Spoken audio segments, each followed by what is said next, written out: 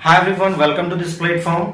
हमारे previous lecture में हमने हिस्ट्री की स्टार्ट किया था, ठीक है, जिसके अंदर हमने टाइमलाइन देखा था कि जो जीसस का बर्थ है उसको हम जीरो कंसिडर करते हैं, ठीक है, और इनके बर्थ के पहले के जो टाइम पीरियड है उसको बिफोर कॉमन एरा या फिर बिफोर क्राइस्ट पढ़ते हैं, ठीक है, और उनके टाइम बर्थ के बाद के टाइम को हम एना डोमिनी या कॉमन एरा पढ़ते हैं, जैसे कि 2022 एना डोमिनी या कॉमन एरा। ओके, उसके अलावा हिस्ट्री की जो स्टार्ट होती है उसका इंट्रोडक्शन देखा था, स्टोन एज सबसे पहले, फिर इंडस वैली सिविलाइजेशन, देन वैदिक एज, उसके बाद आता है हमारा बौद्ध धर्म उभर कर सामने, फिर अशोक सम्राट के बारे में हम देखेंगे और इसी तरह से हम हिस्ट्री को आगे बढ़ाएंगे, ठीक है, जैसे कि दिल्ली सल्तनत, मुगल सल्तनत, ब्रिटिश इंडिया और इंडिपेंडेंस के बाद हमारे first prime minister Pandit Jawaharlal Nehru ji, Lal Bahadur Shastri, Indira Gandhi, Rajiv Gandhi, Atal Bihari Vajpayee, Manmohan Singh और लास्ट में 2022 यानी मोदी जी तक। इस तरह से हम सीक्वेंस में पूरी हिस्ट्री देखेंगे,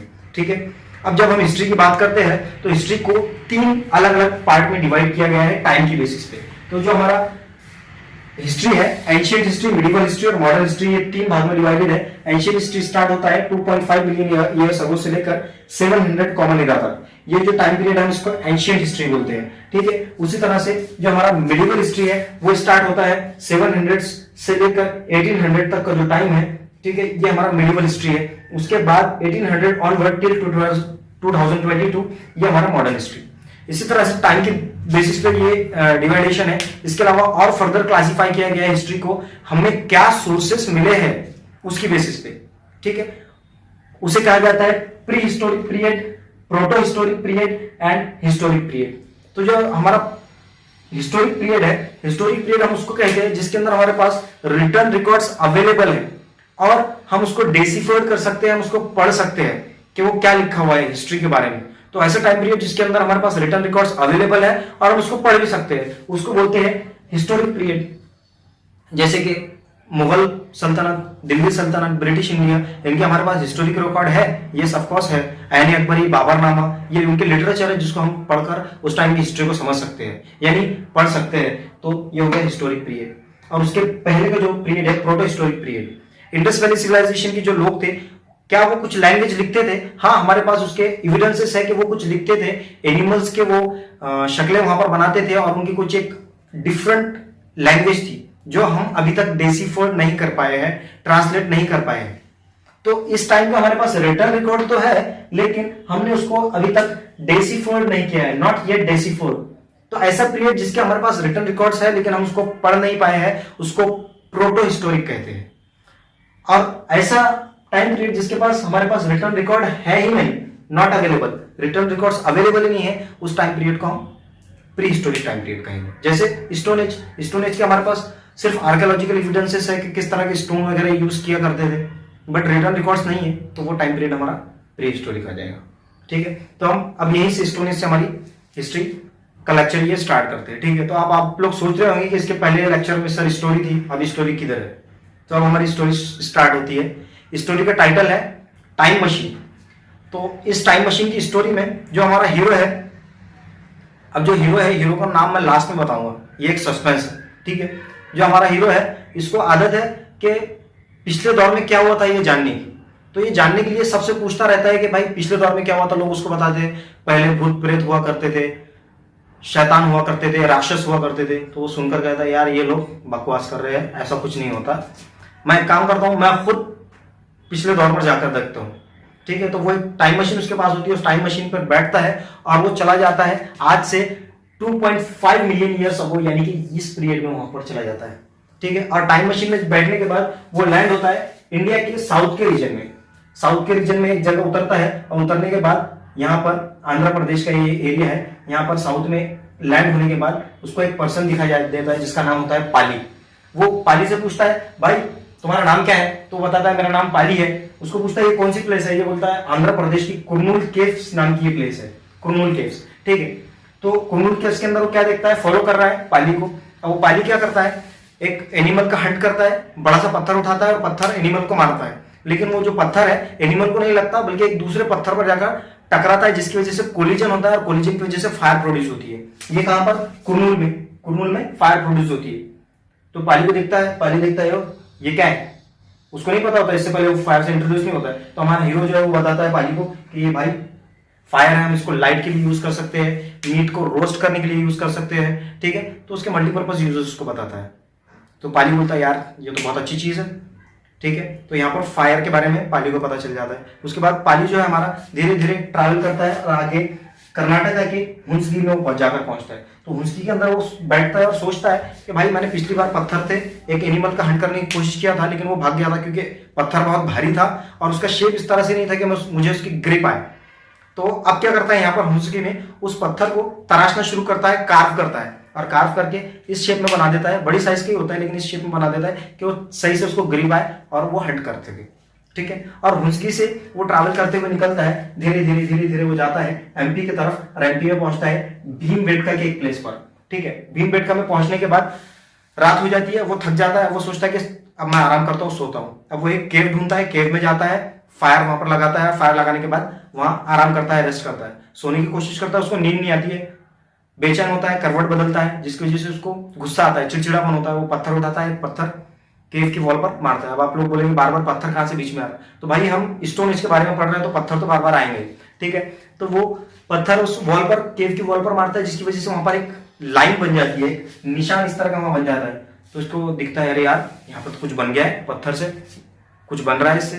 तो फिर उसको दिमाग में आइडिया आता है अब नींद तो नहीं आ रही है भाई, क्या किया जाए, टाइम पास करते हैं। तो वो पेंटिंग्स करता है, कहां पर, भीमबेटका में। कुछ तो भी एनिमल्स की वो शक्लें बनाता है, ऐसे 4 पैर और कुछ तो भी एनिमल्स वो बनाने की कोशिश करता है, ठीक है। तो यहाँ पर पेंटिंग करता है। अब जो हमारा हीरो था, हीरो पिछले दौर में गया था कहाँ, 2.5 मिलियन ईयर्स अगो। तो वो टाइम स्पेंड करता है, 10,000 बीसी में रिटर्न आ जाता है, 10,000 बीसी में रिटर्न आता है। जो कुछ वहां देखता है वो सब रिकॉर्ड कर लेता है, लिख लेता है, ठीक है। और इसके बाद पाली फिर से सोचता है कि अब 10,000 बीसी के बाद क्या हुआ था, ये मुझे जानना है। ये जानने के लिए वो फिर से टाइम मशीन पर बैठता है और बैठने के बाद वो चला जाता है प्रीवियस वर्ल्ड में, ठीक है। और वहां जाने के बाद वो फिर से 10,000 बीसी में जाता है और राजस्थान का एक एरिया है जिसका नाम है बानगर। राजस्थान में एक प्लेस है जिसका नाम है बानगर, वो बानगर में लैंड होता है। और बानगर में जब वो लैंड होता है तो उसे फिर से एक पर्सन दिखाई देता है। उस पर्सन को पूछता है भाई तुम्हारा नाम क्या है, तो वो बोलता है मेरा नाम मीसो है, ठीक है। अब 10,000 पहले गया, 10,000 बीसी में वो गया, उसको मीसो मिला। अब वो मीसो को फॉलो कर रहा है, तो मीसो के पास वो देखता है कि एक डॉग है, ठीक है। डॉग को उसने डोमेस्टिकेट किया है, पाला है। इसके पहले उसने देखा था कि कोई एनिमल डोमेस्टिकेट नहीं कर रहा है, एनिमल्स को सिर्फ हंट कर रहा है, ठीक है। अभी उसने एनिमल को डोमेस्टिकेट किया है, तो सबसे पहला डॉग उसको दिखता है उसके पास में, wild ancestor of dog, okay. अब वो उसको फॉलो कर रहा है, तो वो राजस्थान के बानगर से चलते हुए धीरे धीरे आता है लंघंज में। और लंघंज के अंदर क्या होता है, उसका डॉग मर जाता है। उसके डॉग को मरने के बाद उसको वो बरीड कर देता है, दफना देता है, ठीक है। और दफनाने के बाद फिर लंघंज से वो धीरे धीरे चला जाता है आदमगढ़। अब वो आदमगढ़ में क्या करता है, वहां थोड़ी देर के लिए बैठता है और एनिमल्स का हंट करने के लिए, फूड के लिए, वो जो पत्थर के साइज है वो पत्थर के साइज को और छोटा करता है, उनको एकदम माइक्रो बना देता है और शार्प एज में कट कर देता है, ताकि आसानी से वो हंट कर सके। या अगर कोई फ्रूट को उसको चॉप करना है तो चॉप करने के लिए उस स्टोन का वो यूज कर सके, ओके। उसके बाद वो छोटा नागपुर प्लेटू में, झारखंड के अंदर ये छोटा नागपुर पहुंचता है। और छोटा नागपुर पहुंचने के बाद जो हमारा हीरो है, हीरो फिर से वापस आ जाता है। और वापस आता है हमारा हीरो ठीक 2000 साल बाद, यानी 8000 बीसी में। इस टाइम पीरियड में हमारा हीरो वापस आ रहा है। अब हम ये जो स्टोरी है इसको यहीं रोकते हैं, बाद में इसको कंटिन्यू करेंगे। स्टोरी में क्या था ये समझने की कोशिश करेंगे। मैंने आपको बताया कि 3 टाइम पीरियड थे, pre historic period, proto historic period और हिस्टोरिक पीरियड। और जो हमारा स्टोन एज है वो पार्ट है, स्टोन एज वो पार्ट है प्री हिस्टोरिक पीरियड का, ठीक है।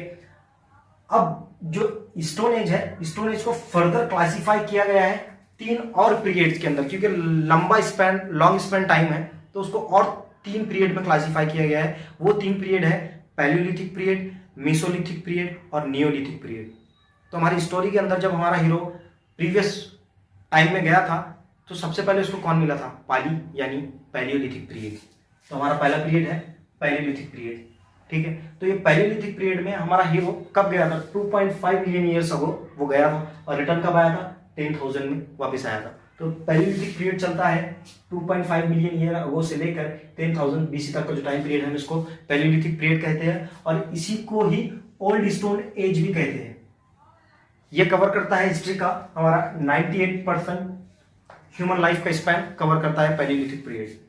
इस टाइम में बहुत कोल्ड वेदर था, कोल्ड एटमॉस्फेयर था धरती के ऊपर, ओके, इसे आइस एज भी कहते हैं। और ह्यूमन धीरे धीरे होमो हेबिलिस, उसके बाद में होमो इरेक्टस और होमो सेपियंस धीरे धीरे इंप्रूव हो रहा था, इवोल्यूशन हो रहा था ह्यूमन का, ठीक है। और इसी पीरियड के अंदर हमें फायर के जो मेसोलिथिक कुछ साइट है, जैसे कि हमने देखा कि वो गया था कुरनूल केव्स में हमारे आर्कियोलॉजिस्ट को फायर देखने को मिला।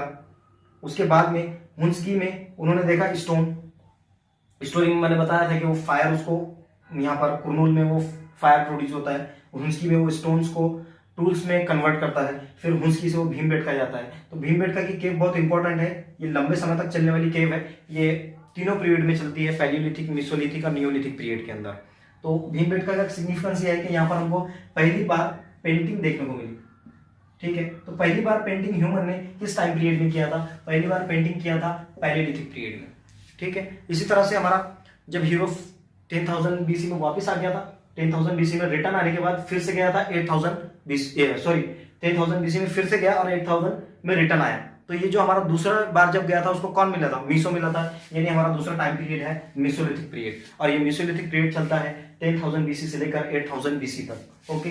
10,000 BC से लेकर 8,000 BC तक का पीरियड, इसे मिडिल स्टोन एज भी कहते हैं, क्योंकि इस टाइम में छोटे स्टोन के टूल्स यूज करना ह्यूमन सीख गया था, ठीक है, इसीलिए इसको मिडिल स्टोन एज भी कहते हैं। और माइक्रोलीथ यानी छोटा और लीथ यानी स्टोन, तो माइक्रोलीथ का एज भी ये कहलाता है। इस टाइम में एनवायरमेंटल चेंजेस हो रहे थे, वार्म कंडीशन हो रही थी, इसी टाइम में हमको पहली बार खेती देखने को मिलती है। तो जो ह्यूमन ने पहली बार खेती किया था वो ईरान की एक प्लेस है, ठीक है, वहां पर खेती करना स्टार्ट किया था। जो बार्ले सबसे पहले ह्यूमन ने उगाया था, बार्ले यानी जौ, जिस तरह से गेहूं आते हैं उसी तरह से जौ एक फूड होता है, तो वो सबसे पहले उगाना ह्यूमन ने शुरू किया था। लेकिन क्या इस टाइम में सेटल्ड एग्रीकल्चर इंसान कर रहा था? नहीं, इंसान उस टाइम में एग्रीकल्चर एक रैंडम तरीके से करता था, कोई प्रॉपर तरीका नहीं था कि मैं यहाँ पर गेहूं उगाऊंगा, यहाँ पर ये नहीं, सब कुछ एक साथ, क्योंकि उस टाइम पता नहीं था कि कैसे एग्रीकल्चर किया जाए। तो इस टाइम को सेटल्ड एग्रीकल्चर नहीं कह सकते,